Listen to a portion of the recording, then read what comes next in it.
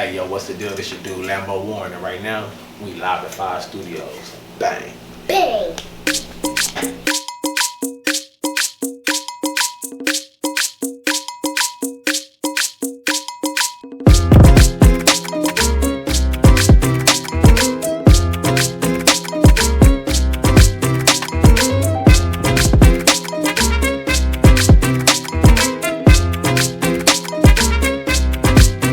Switch.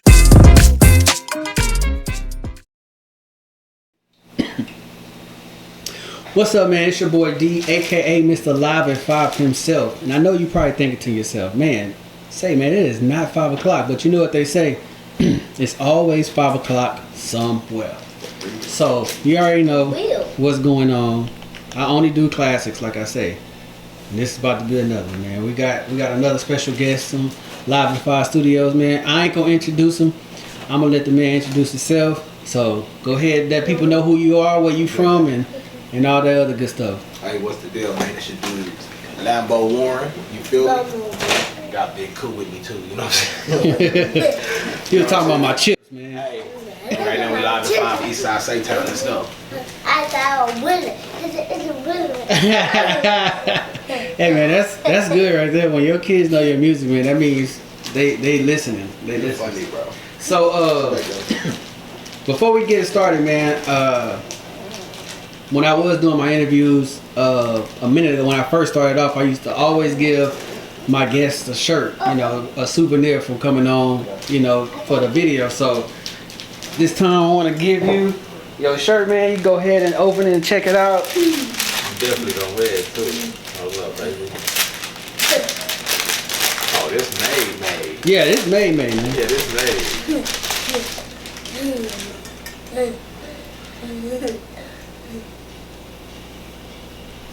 Live at 5. Oh, I got some on the back. Yeah. Yeah. Hold up, live at 5 in the front. I thought I win it. It's a winner. It's a kid. Lambo. It's a Lambo has a winner. story to tell. Lambo. Yeah, man. So Let's hold on, bro. Hey, thank you. I saw a no problem, man. My It's a winner.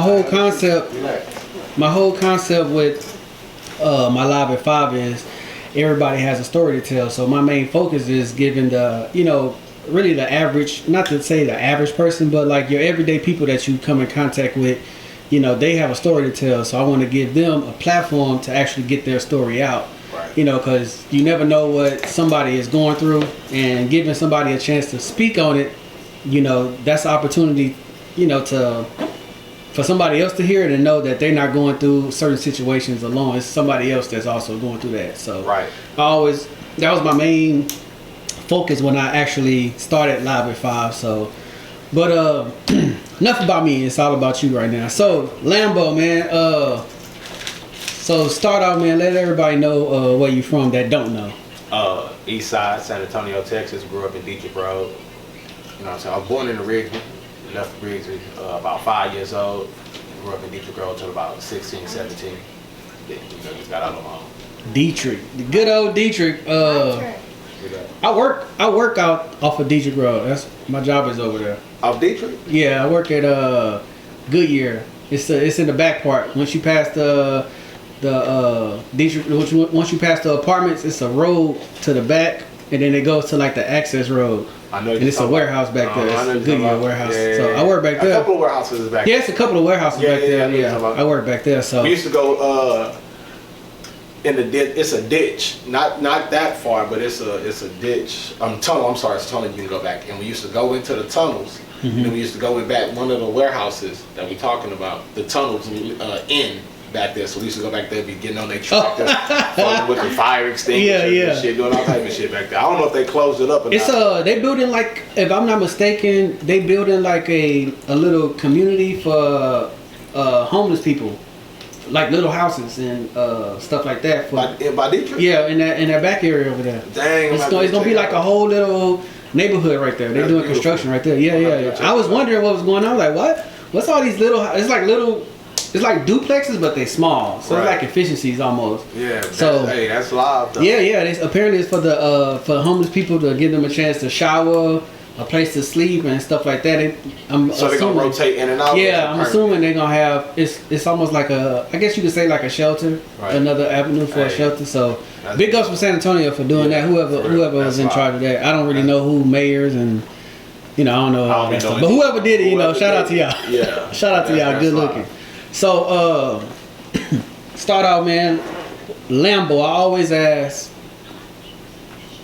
do you remember the first bar you ever wrote? Yeah.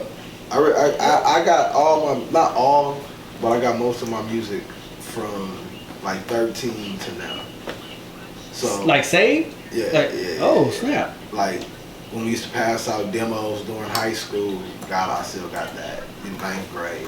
It's not a lot of people with that archive. Yeah, so I see and hear my progression when I be listening to like some of my old stuff and I be like, dang, I knew I was gonna go hard. Like just listening to them. But yeah, this guy. He doing his thing, man. Yeah, he just doing his thing. He think he me. But yeah, I remember the first bar I wrote. Yeah, the first bar. That's crazy. What was the name of the first song you ever like? It was to Jadakiss, Knock Yourself Out. Remember? Okay, I remember. This is when tapes was out. And remember when they used to come out with the tapes?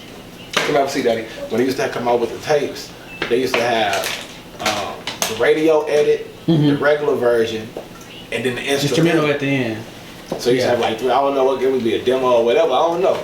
But Jadakiss, Knock Yourself Out. It was to that. It was to that beat. Okay. So and that was when it came out. So if you want to know when I wrote my first, go look at when that came out. That was a minute. That was like 2000. That was back in the day. 2012, 2013. Because that's when I like first kind of got into the studio.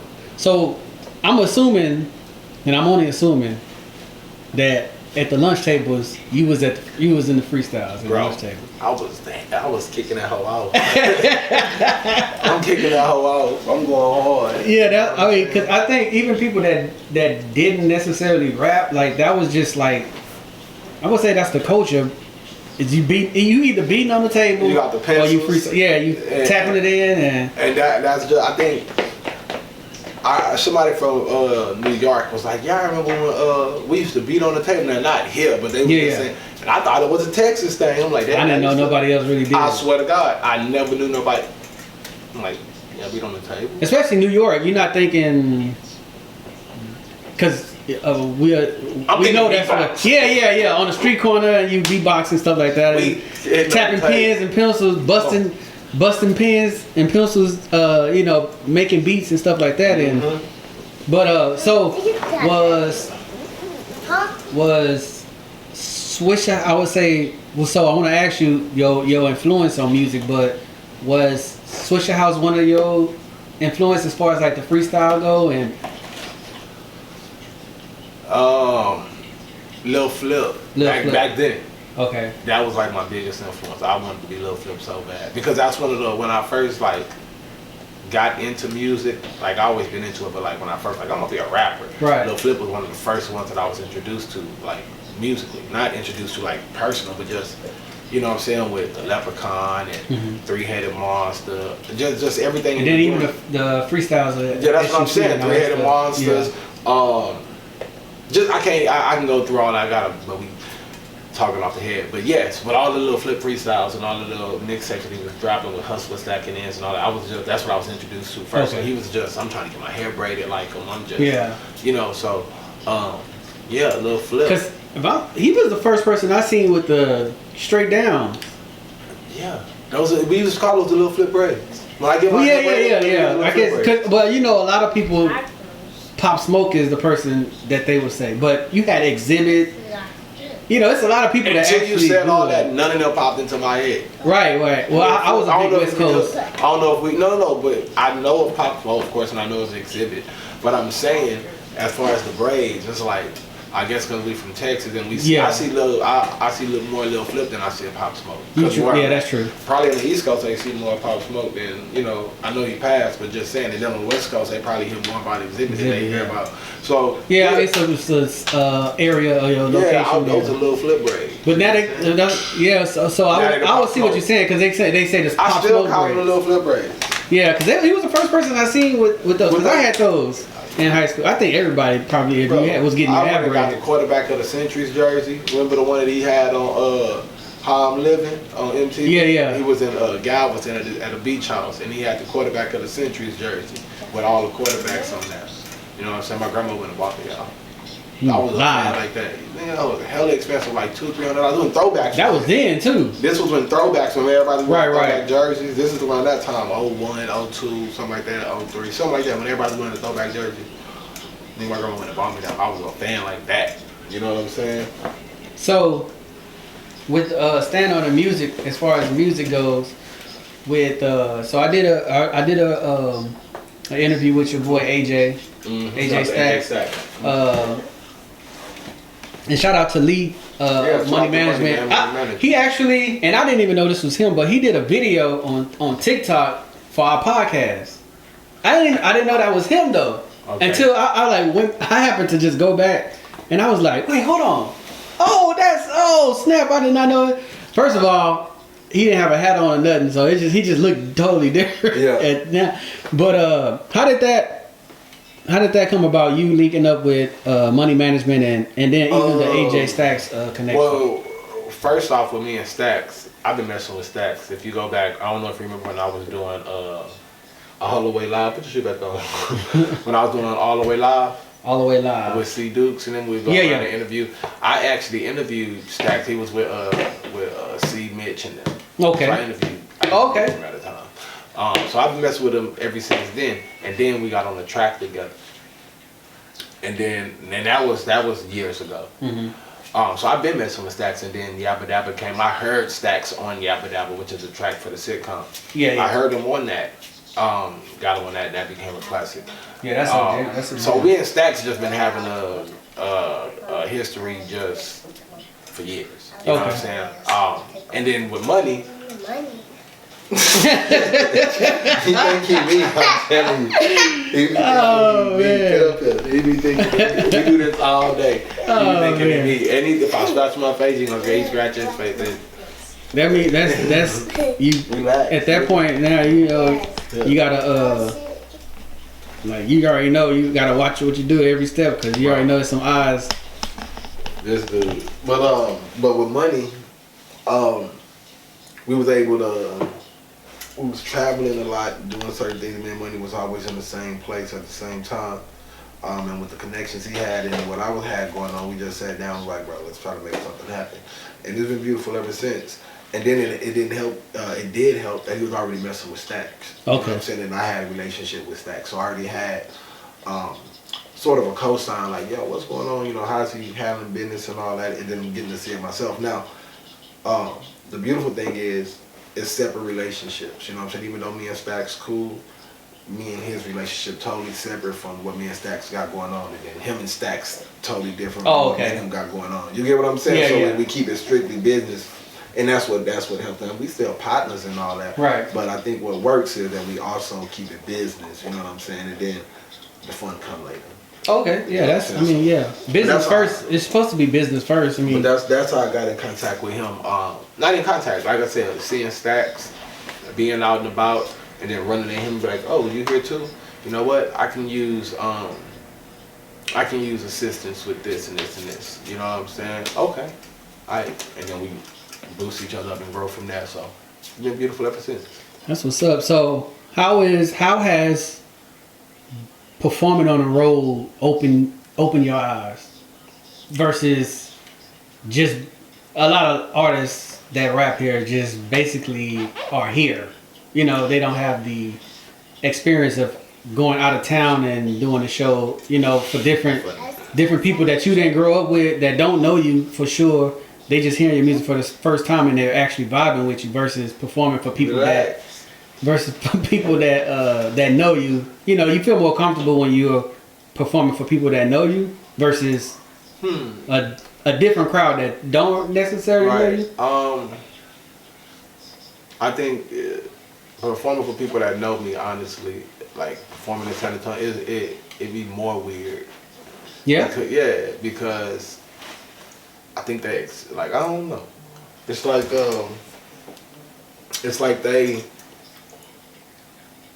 they see you all the time, so it's not a surprise. Right. You get what I'm saying? Like, Even though like I only go to clubs and stuff like that, like when I When you book or working, something like yeah, that. yeah. Yeah. But at the same time, it's like we here, they know us, so it's like eating filet mignon all the time. Like the first 2 times you have it, you probably love it. Bomb. The next 8 times, it's like it's just filet mignon. Yeah, yeah, yeah. You get what I'm saying? So when we get a chance to go out of town, it's that. It's like You get that taste again. You feel what I'm New saying? flavor. It's like and then the people, they don't know you, they want to take pictures. If they do know you, certain people know songs. It's just a beautiful experience. You know what I'm saying? Not saying that we don't get that here, but let's say here, out of 100%, let's say we're gonna get that 40% when we go out. You know what I'm saying? Of course, people when they see, they're gonna have the lights on, the cameras on us, but we do see the difference of when we go out of town. It's like, nah, bro, it's different. Like, it's different, and not like on no celebrity shit or nothing like that. Just we can see the difference, as in it's new here, so it's a surprise to these people. They never. The reaction is genuine, kind of a genuine. Here it's, I'm expecting that DJ to play my song. Right. Oh, okay. Yeah, yeah. You know what I'm saying? I'm expecting such and such to come up there. That's the same. They got the cameras. That's the same people that interview people. Right. Of course they gonna come up and interview us. Right. You know what I'm saying? That's the people that do warm me up. That's certain people that do whatever, the radio station. Of course they're gonna play us when you go out of town and they like, hey, how can I get in contact with you? Whatever. It's like, dang, it starts over. It's a brand new feeling. Like, all right. Yeah, yeah. And is that motivation to like to? I'm gonna say it's motivation to keep going, because I mean I don't think at this point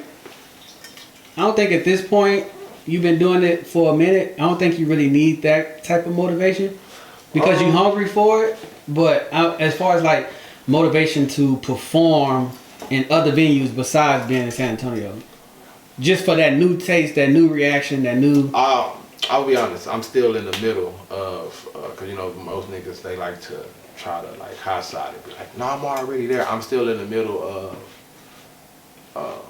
like one foot in like the industry part, and then one foot still in the nigga party.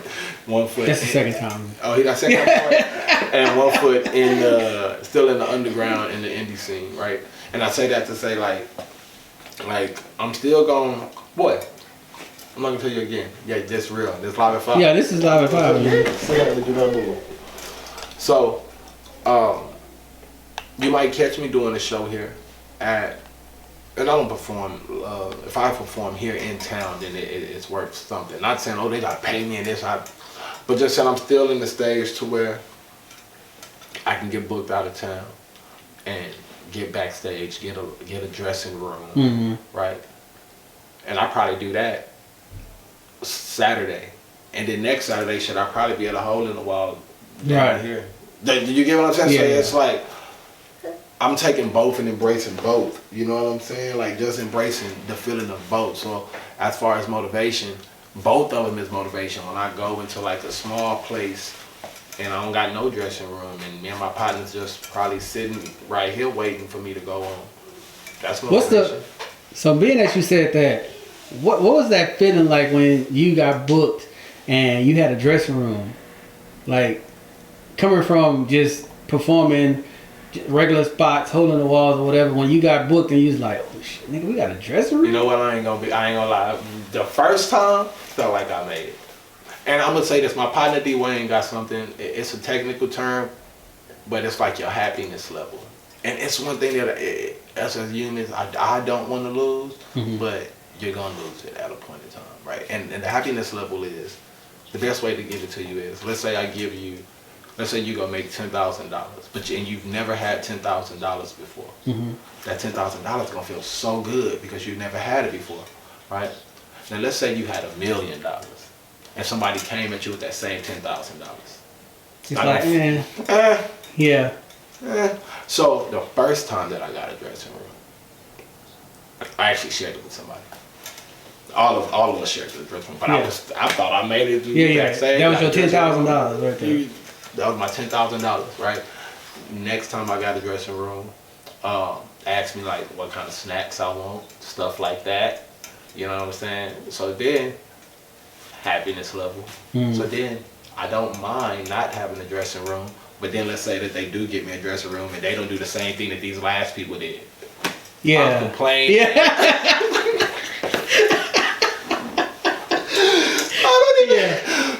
Do you feel what I'm saying? Yeah. Like I'm complaining.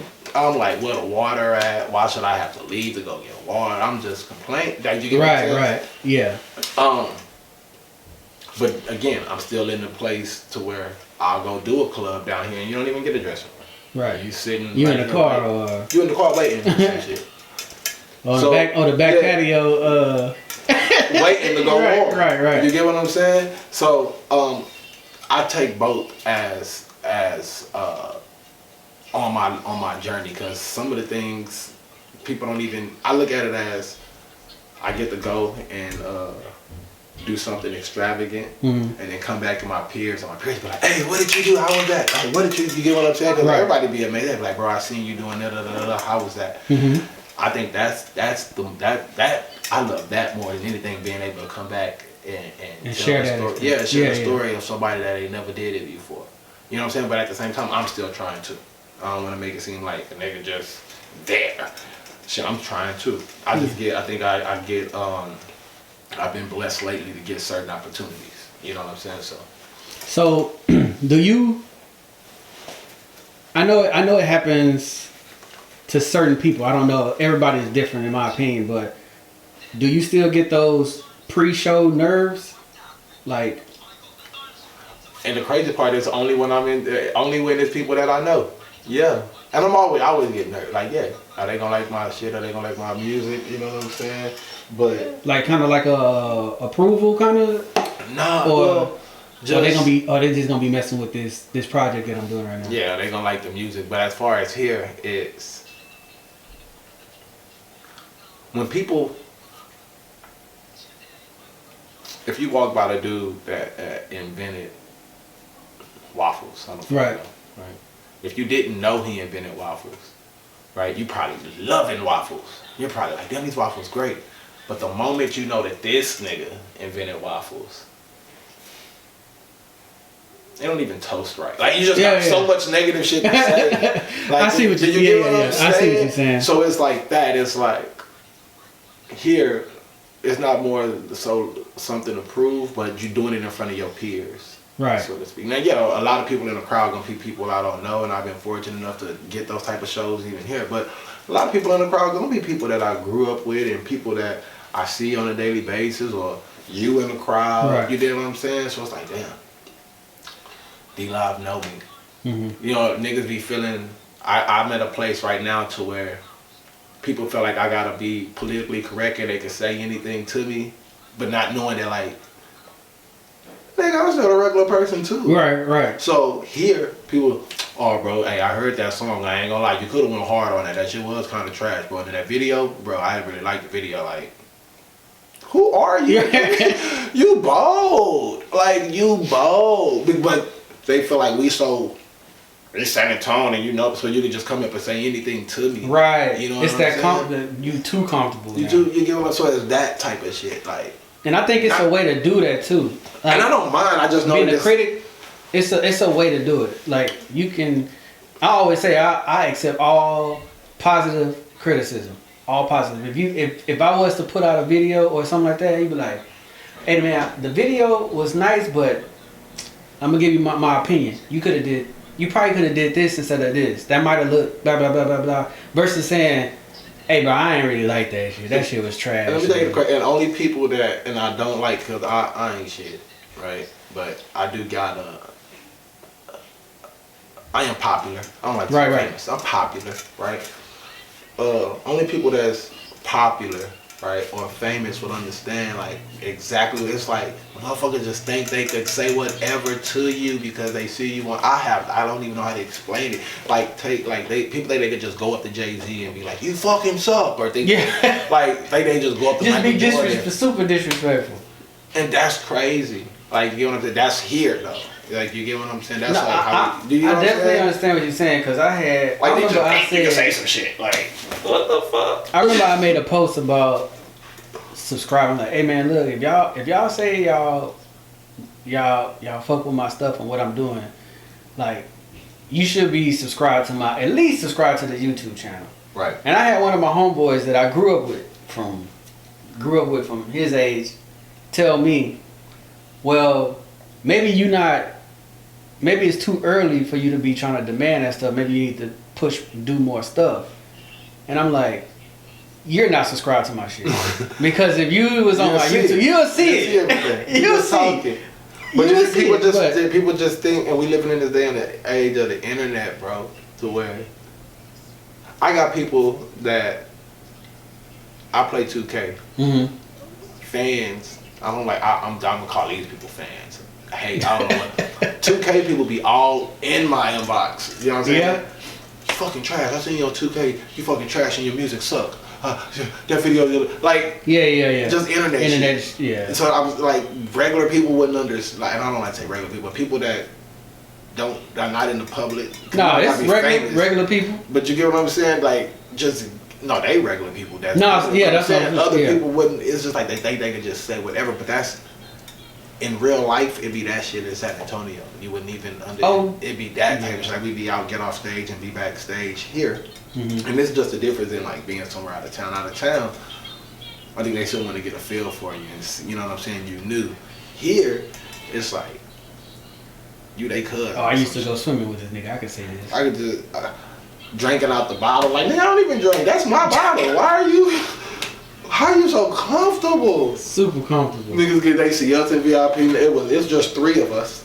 All of a sudden, VIP done turned to 12 people. Like, who are these niggas? Ain't put in not even finance, just no work at all. I don't even mind it at all, but it's just San Antonio. They feel obligated there. But then on the other hand, I feel obligated to embrace that. Certain times, I be feeling obligated to. I would leave the club and people be rapping for me. I can't do shit for you. I'm still coming up, but just the fact that you rapping, you feel what I'm saying? So who am I to? I'm not the type that you jump on stage and I'm gonna punch you off stage. Like, that's weird. I'm not the type that when you come into my VIP, I'm gonna have one of my homies kick you out of VIP. If you're showing love and having a good time, like, I will overextend myself. So it's like a battle between, like, again, still being a regular person and then trying to deal with, you know what I'm saying? And see, I think with you saying that, I understand what you coming from, because it's gonna become because you're gonna get to this point. I believe you're gonna get to this point. You're gonna get to a point to where niggas gonna have to get kicked out the VIP. Bro, I know. You know what I'm saying? Because now they're gonna say, oh shit, Aubrey done changed. Well, I have to now. It's different now. Like right now, yeah, you can. Oh, I know. Yeah, you cool. Blah blah blah. You can come in the VIP, kicking this and this. But once I reach a certain level, now it's about protection. Now it's about safety. It ain't really about. And you know the crazy part is that they be like that right now. Like my partner be like, bro, why like they really be moving people. And again, I'm in this position to where I gotta this shit new to me too. Right. I'm not about to lie. Niggas you feeling everything out yourself. Yeah, I'm figuring all this shit out too. So it'd probably be a nigga in VIP that shouldn't be there. Mm-hmm. And this my section. Hey, I can kick everybody out this bitch. Right, partners and all, you know, but it probably would be a nigga that's in there that should get kicked out. But I feel like mentally, right? I haven't reached that point mentally to be like, nigga, get the fuck out of here. Right. I don't see you doing it like that anyway, though. Or any like. I can see you being like, hey, bro, look, I ain't trying to be. I'm more on. Let me tell you, this is the crazy part. This is literally. I'm so lucky to be here, right? Like, you're not looking like could have got killed or nothing, but like me and my girl be going places, they just be giving us shit for free. Like, we went to main event, we just in main event for free. They giving us all that. You Lambo? Oh, yeah. I'm the manager. You can have all. Like, we go skating. You can have all this shit. Like, damn, you just gonna let us have. Come back here. You want to shoot a video here? Like, and again, it's beautiful that my son don't give a fuck. They don't know, but that my family. They're like, yeah. But I'm still I'm lucky to even be able to do that. Coming from where I come, like, nigga, I remember when I used to call. When niggas used to have their name on their phone number on the side of the shit, I used to call. I ain't gonna say rapper name, but I used to call. I called him one day, Told him, hey, can I come hang out? Nigga said, you got to get a name before you come hang out with me. So I used to really be on the phone I just know how I feel to be like shunned out of. Right. No. So it's like, I don't want to, I don't want that nigga to feel like that. He ain't causing no harm as of now. He probably will cause some harm. But it's an extra seat right there. I'm probably gonna overextend myself and offer this nigga a drink. You can drink all this shit because I'm gonna play a sipper. I'm gonna have this one cup all night. You can drink all, you know what I'm saying? So I'm still mentally, I'm not there yet to be able to just see a nigga that's not doing no harm and just be like, no, fam, you can't sit here. But like you said, maybe one day I'm going to have to be like, well, not me, but security gonna be like, nah, you can't stand there. All right. But